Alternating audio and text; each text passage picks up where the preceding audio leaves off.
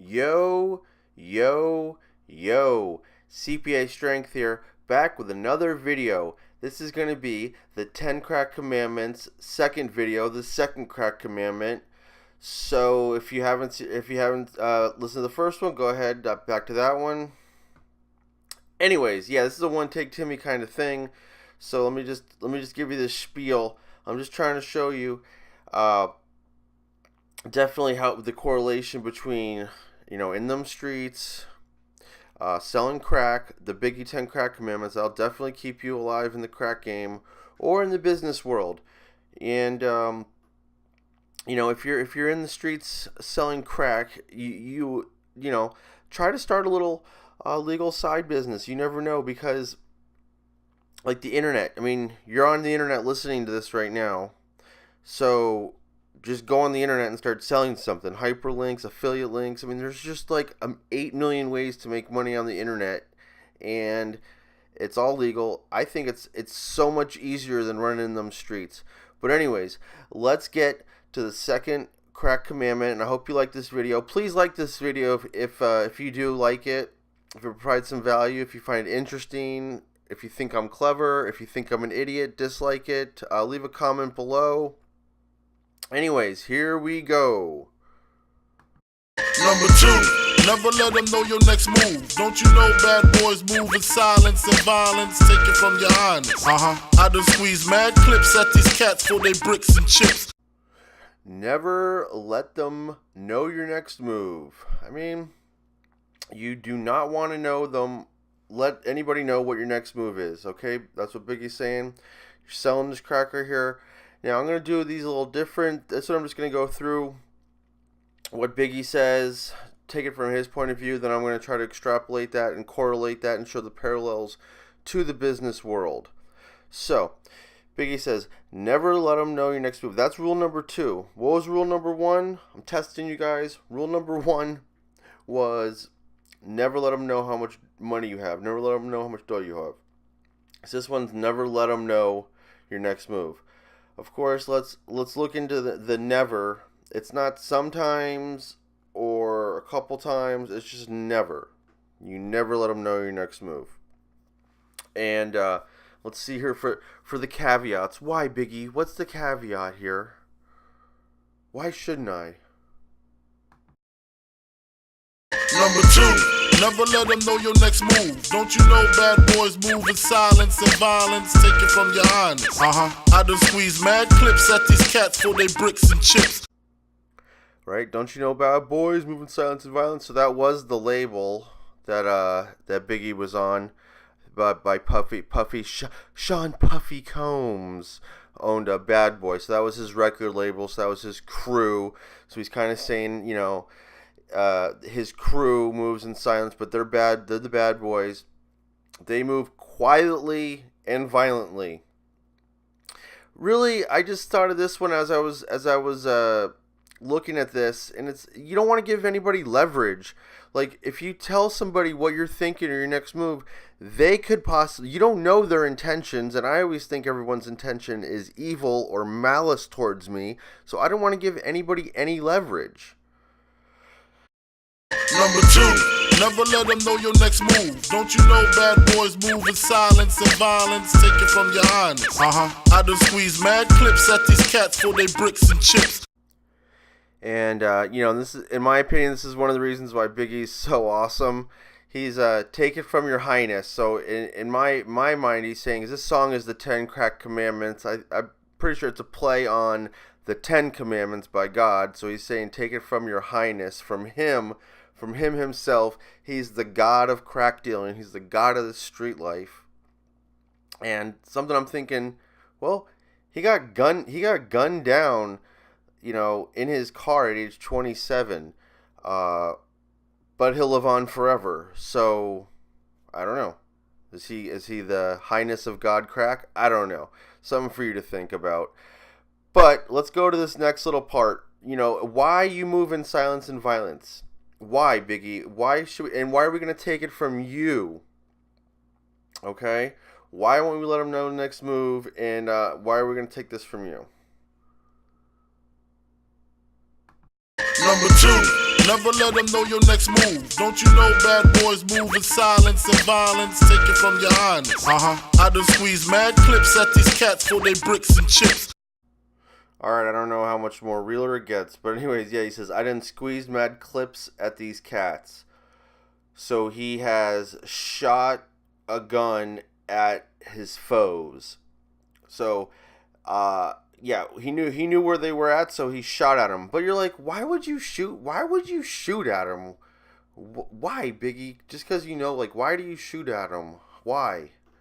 Tell us, please, in the last clip. I'm dying to know why you would shoot at him. They're not your friends though? They're not your friends? I mean, they told you because they thought you were their friends and they were just talking to you, but then you said, well, you know what I'm going to do? And take it from the God Crack himself. I shot at them. They confided in me and I shot bullets at them. Tried to kill them. Why? Number 2, never let them know your next move. Don't you know bad boys move in silence and violence? Take it from your highness. I done squeeze mad clips at these cats for they bricks and chips.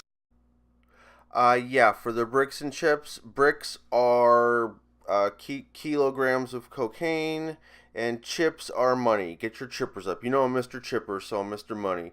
So that is why. Okay. So that is why for the bricks and chips, huh? So anyways, you don't tell anybody what you're going to do because, well, Biggie will shoot at you. I mean, that's just Biggie. He'll shoot at you. I mean, I would wait till you're gone and try to rob you. But basically, you let someone know the next move and they're going to try to do harm to you. Or basically, if they know what you're going to do, they could possibly. They have leverage on you. So why even tell somebody your next move, and then you don't have to worry about, well, are they gonna try to do something bad to me? Are they gonna? Because look, there ain't no friends, all right. Yeah, so we just went through the Biggie second crack commandment, and now basically I'm just gonna say what's on my mind for however long, and this is actually very fun, very therapeutic to me. And so let's go about this Biggie thing. Like the street way, I'm not gonna shoot at somebody for their bricks and chips if I know hey, they're gonna be, but I mean some people will, and anyways, but you know where someone's gonna be. Biggie says, oh well, you're gonna be at 40th and 20th Street at 2 o'clock, and you might, being naive or whatever, you might be bragging and stuff, be like, yeah, the plugs meet me at 2 o'clock, and then I'm gonna get something to eat over here, and then I'm gonna go home. So Biggie knows to rob you at this place of right after you meet the plug. Like, you're gonna tell him when you're gonna acquire. Like, I don't know why, you're going to tell somebody when you acquire your stuff. But here's like a nice specific example. Let's just say, hypothetically, you live in Florida and you're going to hit the interstate. And so then you tell people that you're going to leave at such and such time, and you're dumb enough to even tell them the route you're going. You're like, oh, well, I'm going over to this state, and I'm going to be taking this interstate, and yeah. You just set yourself up for a whole possible shitstorm right there. That person right there, now if he wants to get rid of you, or he might know somebody else that's like a rival of you, and he could have some information to like a rival crack dealer, so he could be like, hey, I know what JD's doing over there, give me an 8-ball, I'll tell you what he's gonna do. So then he's like, oh, well, he's gonna be riding down this interstate at this time. Someone could call the police force on you, drop a dime on you, because that happens all the fucking time. People drop a dime to get rid of you. So how could that be averted? Well, I mean, you just simply, you don't tell anybody what you're doing. Yeah, it's a really cold like world out there. You don't have any friends. It's super cold. But if it has to come out that you'd leave, you definitely wouldn't even tell them the state you're going to. I would tell them I'm going in a whole different direction. So that's what I would do to like throw them off. I might even do that to hear like, you might even use different nicknames. That's why I have a lot of different nicknames and stuff, because I'll use a certain nickname with certain people. I learned that actually from a book I read, Underground Kingdom by Douglas Century. But that's my favorite book. But yeah, with different people, you say different nicknames. That's why if you hear, because I'll be like, I'll call myself like JD or something like that, or then you're in a different neighborhood or whatever, and you're known as, John, and then they're like, oh, we're gonna jack this fucking big boy JD. I'm like, oh shit, really? Or like big boy, where the pounds at? So yeah. So you really don't want to let them know what you're doing when you're in the streets, because it'll just fuck you up, because you have no friend, you have no friends, you know what I'm saying? And I was thinking, for the business world, I don't know why there's so much stuff like, oh, I'm going to go buy this business. This business looks really good for buying. And you go tell everybody that, and then everyone else is, oh, it's really good, and then someone will buy it before you can. That's just a very broad example. But I mean, definitely it's something that I'm saying, like, think if maybe you have a restaurant, and then you're somewhere, and you're like, oh, freaking, I gotta get the plumber out there. Everything's backed up. If an inspector came by right now, I'd be fucked.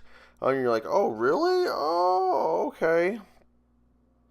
So, because you secretly, because you have a restaurant rivaling the other restaurant. You guys are talking at the Dunkin' Donuts in the in the complex, the shared complex, and you think this guy is your friend. So you're telling him your next move. You're telling him, hey, I gotta get a plumber because my shit's fucked. And you think this guy's your friend, but he really, now he has leverage on you. Or just shit like that. You don't want to tell people secrets. You don't want to tell them your next move. You know what? Something else I was thinking about for the similarities between the streets and the business. Well, a couple things, but I guess I'll go over cost of goods sold in a different video. But I was just thinking, maybe the one big difference, because actually I'm thinking of kind of, I guess, for me, doing anything with someone else is like forming a partnership. I'm so jaded. People when I was younger, when I was 19, 20, I thought I could I thought, the whole world was against me at that time, and I thought I could trust a couple people. Came out later that they would steal from behind my back. So that made me feel really shitty. And yeah, you know what I'm saying? We'd watch like all the, the mob movies together, The Godfather and Omerta and all this shit. And I was the big joke, huh? But anyways, so yeah, I'm cold as ice. But that was the drug game. That was the only thing that matters, is money. That's really the only thing, money and drugs and getting high. And I'm going to need to do all of that at anybody else's expenses. I don't know, it really hurt me because I didn't even think of stealing anything from these two people. I thought, oh, cool, like Like, I got 2 people that I can trust. That's fucking awesome. Like, God, I've always been looking for someone who had my back unconditionally, you know? Like, I certainly have your guys' back unconditionally. Then it comes out 10 years later, so about 10 years ago, that they used to steal from me. So, yeah, that broke my heart. Broke my fucking heart. Yeah, Cry Me a River, right? But anyways, yeah, that was a fucking drug game. So that's why it's bullshit. That's why you got to go into business. So now, maybe in the business environment, maybe you can trust somebody a little bit more because there's more objective than to just get high or have the most amount of money. I don't know. Possibly, maybe. That's why I just think the business world's a little bit better. I don't know, because I'm going into this venture. Well, not a venture, but I'm thinking about doing a podcast with one of my oldest friends. Really, one of like the only 2 people that I can think of that never have, you know, got tired of me, stolen from me, talk shit about, you know. And I guess I need to keep it that way. I'm not gonna try to give him enough rope. I'm not going to give him the rope to hang himself, basically. I don't even want to fucking do that, but hopefully he won't. But now I guess we're going into a podcast together and such. And in hopes of, I think the hopes is just to have a good time and try to, you know, learn and maybe try to help people. Just by talking, maybe some entertainment. So the main goal has fixated. The main goal has changed. You know, I don't even know if that if I'm making much sense or not. But I guess I am trying to say that these rules, the street life and the business life, is so parallel. And really, there's never any rest in the street life. Like, there's never rest. You're always doing something. You always got to re-up, you know. You always got to get more. You always either have too much or too little, which is almost like in business, but then you just have so much more shit to worry about. Like, is this guy, you know, are these guys wearing wires on me? Are these with the illegalities of that comes a lot of stress, and you can never sleep, you know. So I just think the business, like the entrepreneurial ship, you know, being an entrepreneur just leads its hand to the same skills that you learned in the streets as being an entrepreneur. Selling anything, you know, some of the live in the street life is you make your own hours. You know, you don't have to listen to some motherfucker tell you what to do.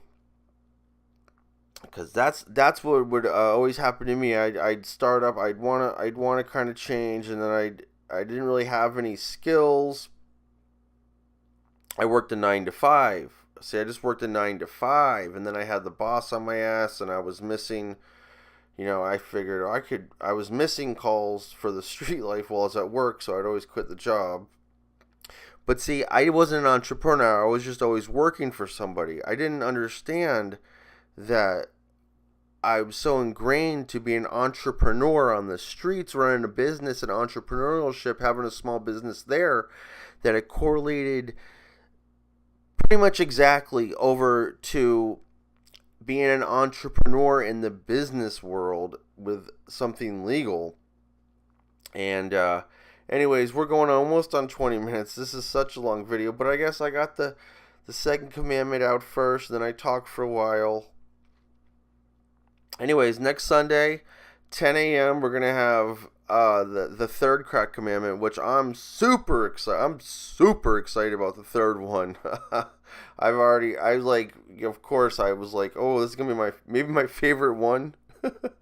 Anyways, till next time, I love doing this. 8 a.m. the next day. I think I've done 100, and this is my 106th straight day video, so definitely going to run it out to the end of the year.